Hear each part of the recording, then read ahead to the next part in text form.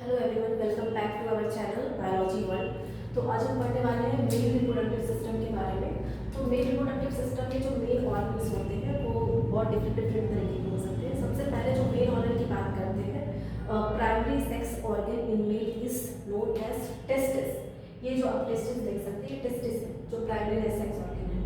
और टेस्टिस के बाद जो आते हैं, इसके ऊपर एक स्क्रोटम होता है, एक बैग लाइक या फिर पाउच लाइक स्ट्रक्चर, और वो पाउच लाइक स्ट्रक्चर को प्रोटेक्शन प्रोवाइड करता है।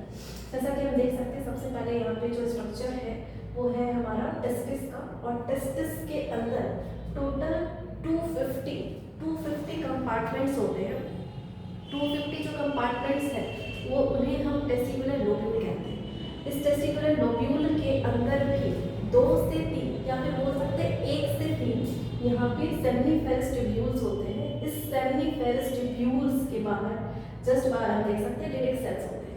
इन लिडिक सेल्स का काम होता है मेल सेक्स हार्मोन को रिलीज कराना, दैट इज कॉल्ड टेस्टोस्टेरोन और एंड्रोजन। अब अगर हम इस सेमिनिफेरस ट्यूब्यूल को कट करके देखें तो हमको यहाँ पे 2 सेल्स दिखते हैं। एक सेल होता है सर्टोली सेल और दूसरा सेल होता है स्पर्मेटोगोनिया। जब स्पर्मेटोगोनिया की बात करते हैं तो स्पर्मेटोगोनिया का काम होता है क्या, स्पर्म को बनाना, और दूसरा का काम होता है सर्टोली सेल का काम होता है कि बने हुए स्पर्म्स को नरिशमेंट प्रोवाइड करना। और उसके बाद फिर यहाँ से कुछ ट्यूब्स लाइक स्ट्रक्चर और निकल रहे होते हैं जो जाकर के एक जगह सम्मिलित होता है, जिसे हम रिड टेस्टिस कहते हैं। देन रिड टेस्टिस के बाद हमारा आता है क्या, वो हमारा सेमिनिफेरस ट्यूब्यूल के बाहर से जो निकल रहे होते हैं rete testis. Then rete testis के बाहर में एक और ट्यूब लाइक स्ट्रक्चर होते हैं, जो ट्यूब लाइक स्ट्रक्चर जाकर के बाहर की तरफ खुलता है, और उसे हम कहते हैं क्या, एपिडिडाइमिस।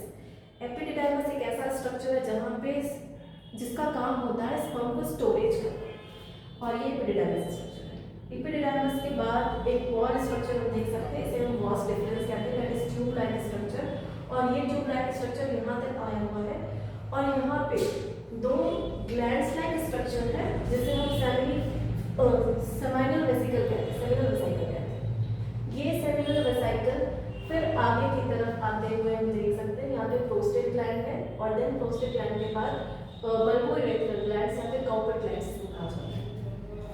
और इसी काउपर ग्लैंड से होते हुए फिर यहाँ पे हम आते देखते हैं यूरेथ्रा है, और यूरेथ्रा के बाद इसके ऊपर यहाँ पे हम देख सकते हैं पेनिस, और देन पेनिस के बाद हम यहाँ पे urethral opening and then glans penis. इसी तरह से हम एक क्वेश्चन क्रिएट होता है, व्हाट इज सीमेन।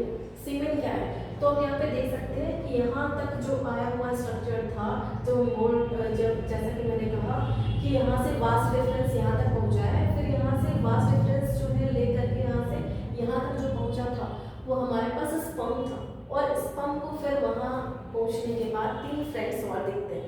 पहले है seminal vesicle, prostate gland and बल्बो इरेक्टर। इन तीनों से कुछ ना कुछ फ्लूइड निकलता रहता है जो स्पर्म को नरिशमेंट प्रोवाइड करते हैं और अल्कलाइन नेचर के बनाते हैं, और कहीं ना कहीं ल्यूब्रिकेशन प्रोवाइड करते हैं।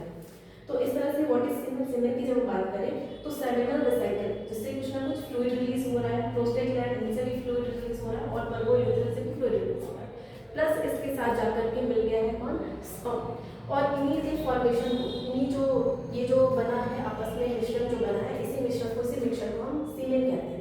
सीमेन होता किस नेचर का है, सीमेन की बात करते हैं तो सीमेन जो होता है वो लिक्विड नेचर का होता है, और उसके साथ साथ बेसिक नेचर का होता है, जिसका पीएच वैल्यू 7.3 से 7.5 होता है।